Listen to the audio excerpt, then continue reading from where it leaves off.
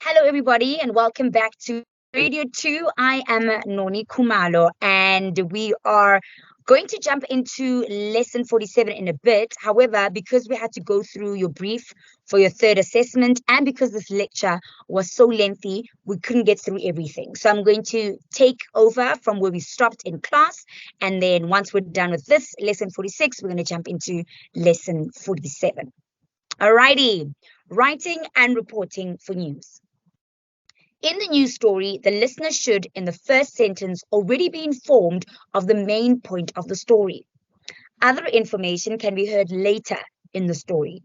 It is important to keep in mind that in radio broadcasting, listeners are both time-starved and probably doing something else while they're listening to the show. The reality is that people are not intent listeners. We mentioned in class that intent listener really lies in the word. When we are listening to radio, we are not listening with intention. You don't grab a chair and sit by your radio and go, I'm about to listen to Home Run of Diana MVP. Instead, we're listening to the radio while we're doing something else. We could be in the workplace getting some work done. We could be driving home, picking up the kids, or we could be cleaning at home, or really just browsing through your phone while you're chilling on your bed to get ready for an event or whatever the case might be. So that's where the intent lies. They do not hang on every word of a radio news bulletin. They are more likely just hearing rather than listening. Unless the first sentence of each item interests them immediately, they will quite naturally allow their minds to wander until they hear something that does interest them. This is why, when writing news for radio, Ingram and Hensel recommend that the writing achieve the following two things. You need to sell the story to the casual reader or the casual listener. Bring across the main point of the story very quickly so that even if the listener stops listening after the first sentence or two, they will still have a decent idea of what the story was about. Today, people usually listen to the news bulletin, and then if they're interested in further details of the story, they will look it up online. Case point, Nandipa and Tabo Besta. We were also captivated by the story that you needed as much information on these two convicts traveling across the globe, with no accountability. And we all wanted to know what they're about. So we'd hear it on radio, but would definitely go online and dig deeper into the story. To achieve these objectives effectively, a radio journalist must aim to apply the inverted pyramid style of news writing. Jordan describes the inverted pyramid of news writing as a system of writing that tells the most interesting or important information first, followed by the less meaningful information. If you turn to your next level radio textbook, this is the textbook that I have in front of me, and you turn to page 189, that is where you will find an example of the pyramid that we're chatting about at this point. And what this pyramid is showing us is that the most important information comes first and the less important information comes a little bit afterwards. So I'm going to read you this article and I'm going to explain what it means and why this article was structured in this manner. And by going through this with me, it will make your life just a little bit easier when it comes to doing your assessment 3. Example 5, Radio News Bulletin. President Cyril Ramaphosa announced in Parliament on Monday that government will fund the establishment of a South African space agency as a step towards modernizing the country. The department, which will be known as SASA, is likely to cost 28 billion rand over the next 4 years, as floating launch pads for satellite-bearing rockets are set to be built off the coast. Ramaphosa promised that the new agency would create countless jobs and give young South Africans motivation to focus on STEM subjects at school. It is time to take South Africa into the space age, the president says. SASA will be our giant leap forward, lifting South Africans out of poverty through job creation. Parliament will discuss the issue further next week. In class, we mentioned how usually when we're in a rush, we're just trying to get a gist of a story. To be honest, we really just read the first paragraph and sometimes the last paragraph.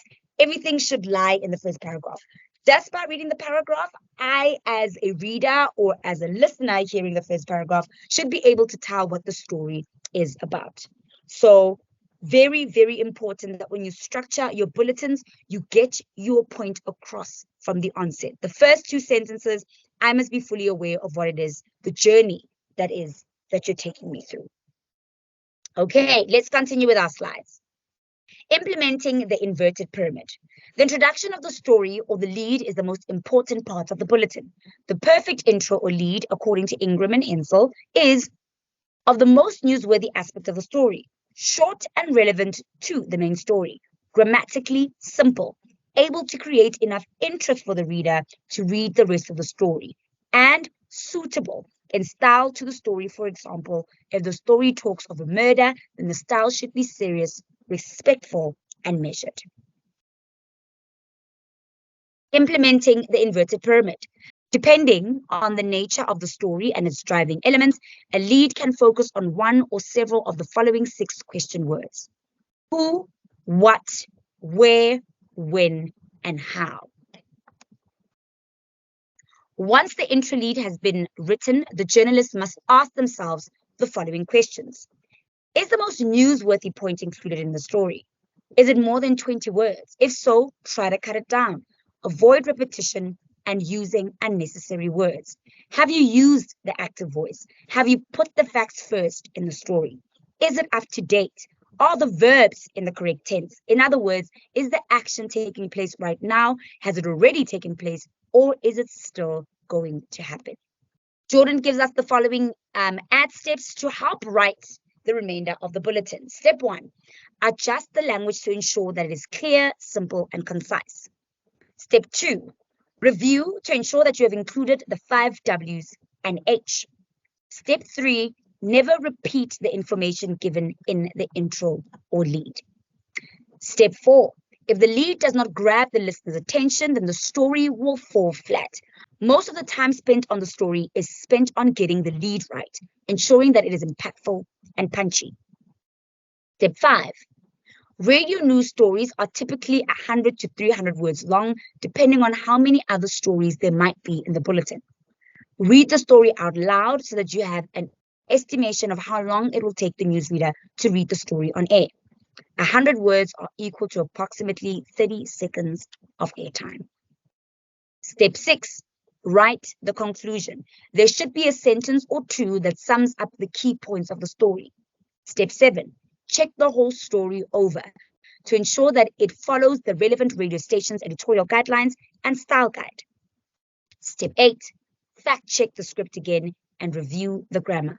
The first thing that a company editor or senior member of the newsroom staff will spot is if there are language errors. Some final steps for writing great news bulletins are as follows.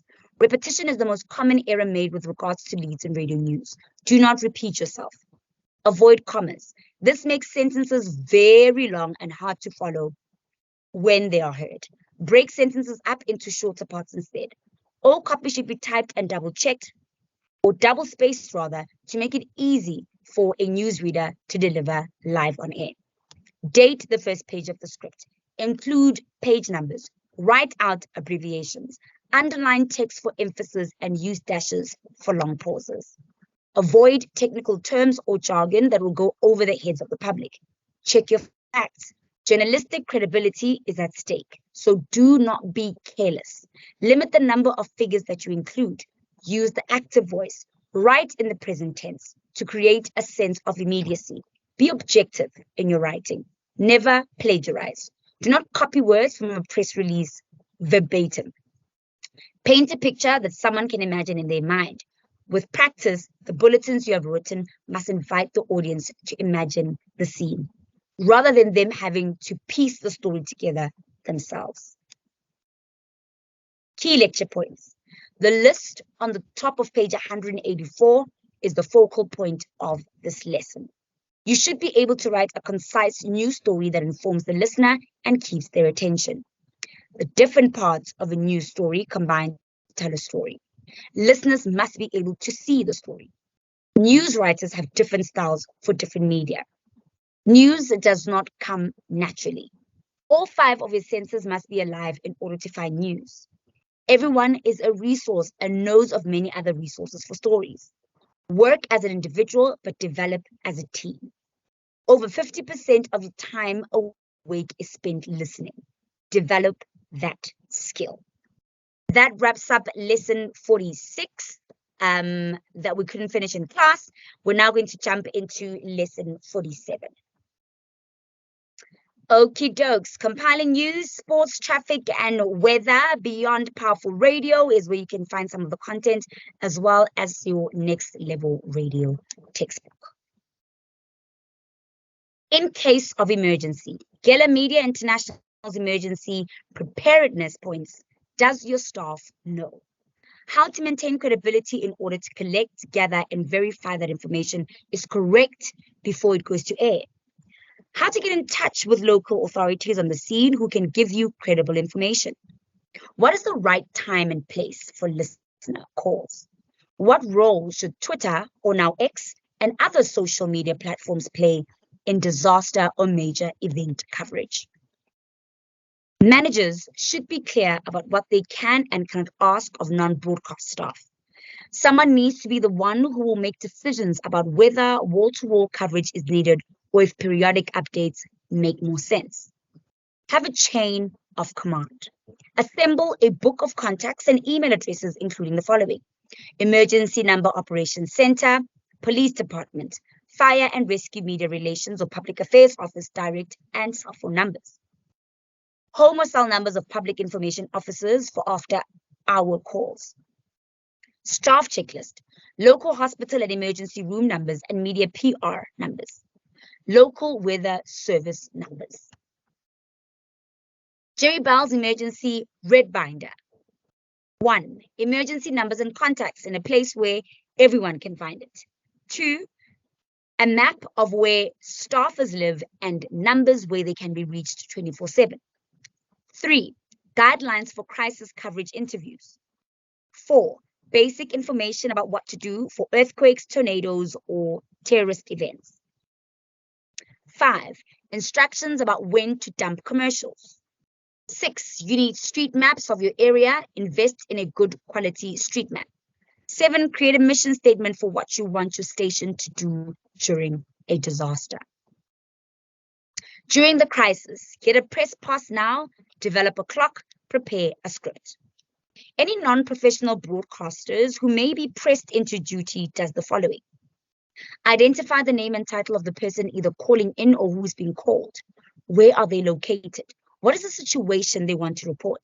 Find out off air the name and contact number of the person who is coming on duty next, who can continue to provide information for you.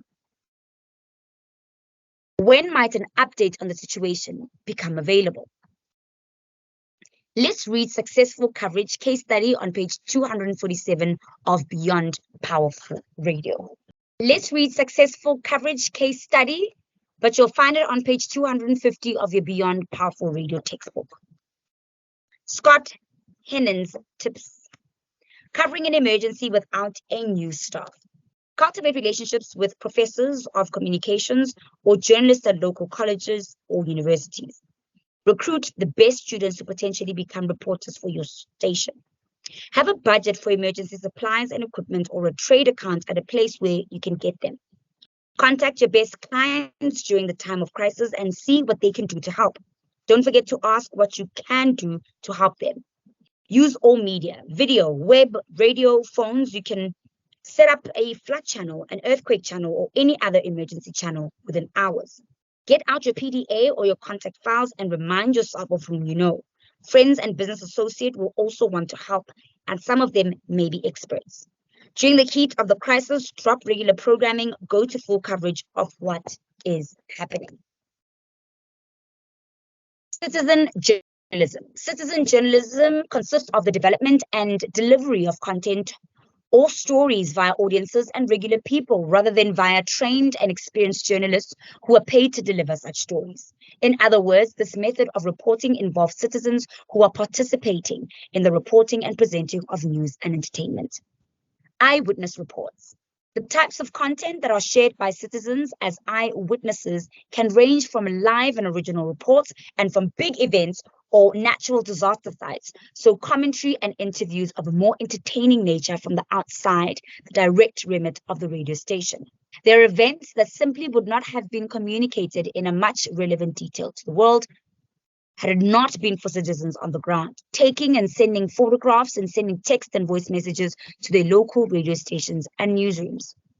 There are two benefits to incorporating citizen journalism into a radio station's content. Firstly, it really helps to have an army of listeners who can act as reporters across the radio station. Broadcast footprint, and two, can get to places and experience things that a traditional radio reporter or presenter would not be able to access or necessarily be aware of until the event took place. Secondly, the content provided to radio stations by citizens can offer a very realistic and human account of things as they are happening in real time. When there is a fire or a protest going awry, a journalist might not be there at the time to witness and write about it.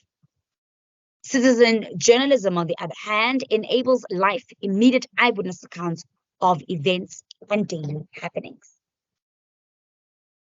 Everyone can become a citizen reporter. Information is coming from everywhere. If the public is to be able to rely on your product, at some point, a real journalist is going to have to work on the story and do quality control. By using citizen journalists, you expose your station to the possibility of putting out incorrect information and damaging your credibility. Your people need to become more expert editors, fact checkers, skeptics, and powerful storytellers. Give context, not just content. The risks of citizen journalism. There are, however, risks involved in using citizen-sourced content. Without formal training and the obligation and regulations under which journalists operate, citizens can interpret information without factually reporting on it.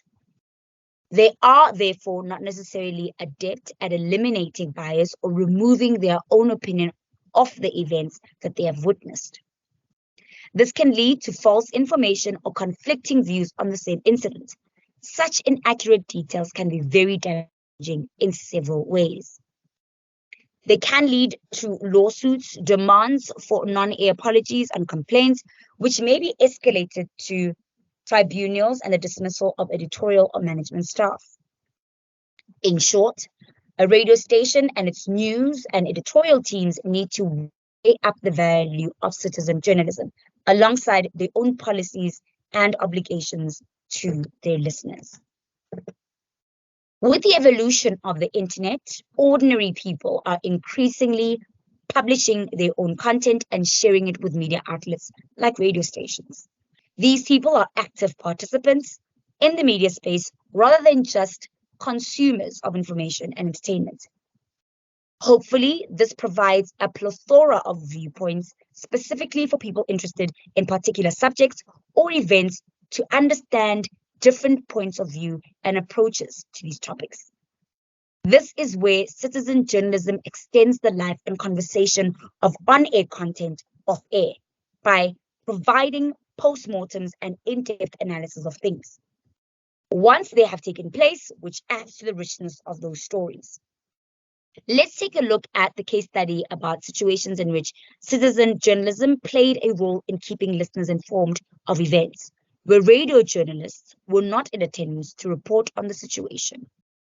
Let's take a look at the case study about a situation in which citizen journalism played a role in keeping listeners informed of events, where radio journalists were not in attendance to report on the situation, on page 209, but this time we're going to your next level radio textbook.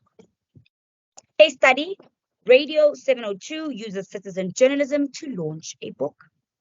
On the evening of Tuesday, 9 April 2019, South African author and noted investigative journalist Peter Louis Meyburg was scheduled to deliver a speech and sign copies of his recently released book, Gangster State, Unraveling Ace Magashule's Web of Capture. The book launch event took place at the Sandton branch of Exclusive Books, a leading bookstore chain that regularly hosts book signings by famous South African and international authors. However, The launch had been underway for only 15 minutes or so when a rampage broke out. As the title suggests, this book is a controversial account of corrupt dealings of a high-profile politician of the ANC, the National African Congress, South Africa's ruling party, i.e., the Secretary General of the ANC under the presidency of Cyril Ramaphosa, Ace Magashule. By all accounts, the book was explosive. Written by a seasoned investigative journalist, the book explored numerous allegations in detail, including Magashule's relationship with the notorious Gupta family, his dealings with government projects that failed to deliver to the poor who intended to benefit, while allegedly enriching Magashule's family, and his near arrest by the Scorpions before they were disbanded. On the evening of the launch, a group of ANC youth disrupted the book launch, damaging property in the bookstore, tearing up copies of the book in question and distributing pages around the store, and finally preventing the author from speaking during a Q&A. On the evening of the launch, a group of ANC youth disrupted the book launch, damaging property in the bookstore, tearing up copies of the book in question and distributing pages around the store, and finally preventing the author from speaking during a Q&A session by chanting "Ace" loudly. Johannesburg talk radio station 702 discovered via social media and calls from the listeners attending the book launch that this disruption was underway. They broke the story in their evening news bulletin on The Money Show, hosted by Bruce Whitfield. They then made contact with Maybach and the marketing manager of Penguin Random House, Amanda van Ryan, who telephonically reported what they were witnessing in the store at the time. The phone calls that they were taking live on air communicated the intensity of the chaos unfolding during the book launch, where the listeners across 702 land could hear people chanting and the sound of destruction of property.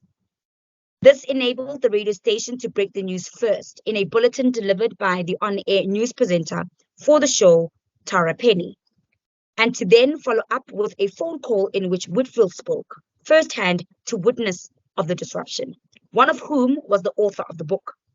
The digital team at 702 then issued several social media posts that provided visual images and videos for 702 followers to see what was happening at the event.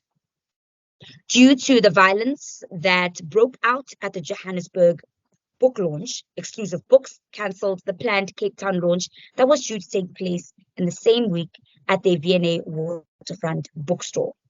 As 702 had carried their story in Johannesburg, its Cape Town-based counterpart, Cape Talk, offered its own building as a site for the book launch to take place as planned. Through citizen journalism, both 702 and Cape Talk were able to not only get first-hand breaking news on air and to develop several subsequent pieces of radio and digital content, but through the book launch that they hosted, they were able to position their radio station as supporters of the free speech, a critical brand association for their station as unbiased truth tellers of news and current affairs programming. This move lent the radio station a type of street credit that they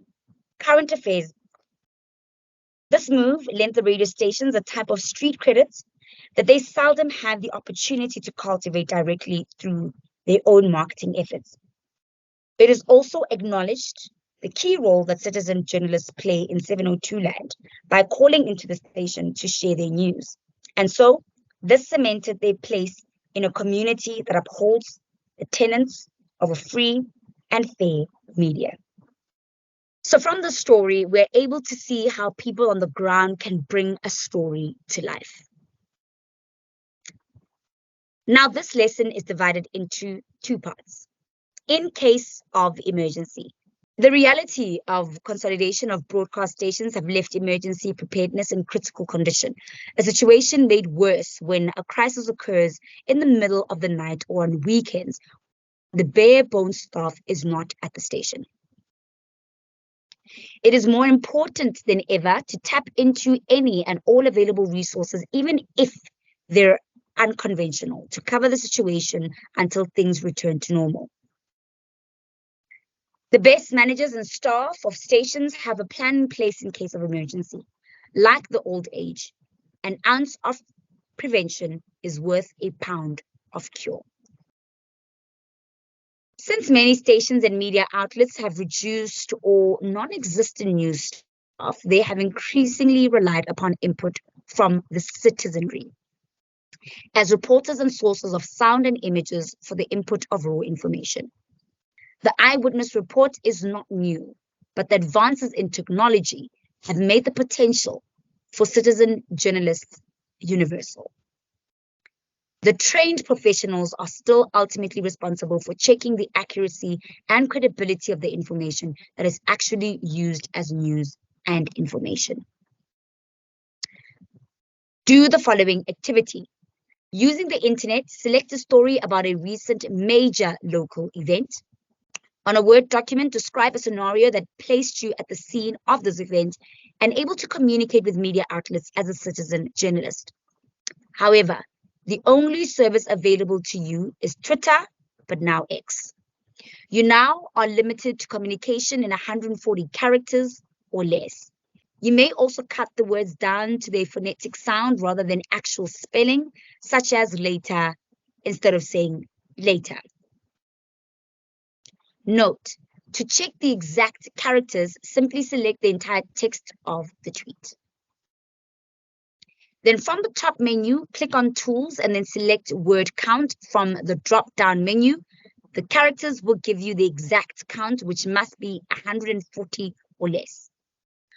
For the three main parts of the event, the beginning, the middle, and the end, compose at least 2 tweets describing as much of the situation as clearly as possible. You certainly may offer more than 2 per section in order to get your ideas across. Remember, you are the eyes and ears of the scene. Be certain to paint pictures with words as discussed previously in the textbook. In the next lesson, we'll continue to compile news, sports, and weather as news and information. That wraps up lesson 47. There'll also be a YouTube video for lesson 48, which is your final lesson for the week. If you have any questions for me, please feel free to text me on WhatsApp in our Radio 2 group. Alternatively, you can direct message me as well on WhatsApp, or you can send me an email on nontantla@boston.co.za. Otherwise, over and out.